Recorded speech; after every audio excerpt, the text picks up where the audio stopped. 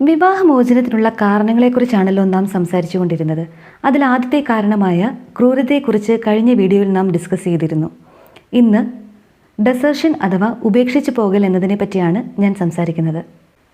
ദാമ്പത്യ ജീവിതത്തിലെ പങ്കാളികളിൽ ഒരാൾ മറ്റേയാളുടെ അറിവോ സമ്മതമോ താല്പര്യമോ ഇല്ലാതെ അയാളെ ഉപേക്ഷിച്ച് മാറി താമസിക്കുന്നതിനെയാണ് ഡെസേർഷൻ എന്ന് വിളിക്കുന്നത്.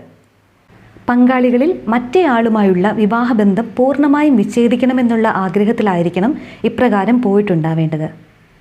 ഇപ്രകാരം പങ്കാളികളിൽ ഒരാൾ മറ്റേയാളെ പ്രത്യേകിച്ച് കാരണമൊന്നുമില്ലാതെ തുടർച്ചയായി 2 വർഷത്തിലധികം ഉപേക്ഷിച്ച് ജീവിക്കുകയാണ് എങ്കിൽ ബാധിക്കപ്പെട്ടയാൾക്ക് കോടതിയെ സമീപിച്ച് വിവാഹമോചനത്തിനുള്ള ഹർജി ഫയൽ ചെയ്യാവുന്നതാണ്.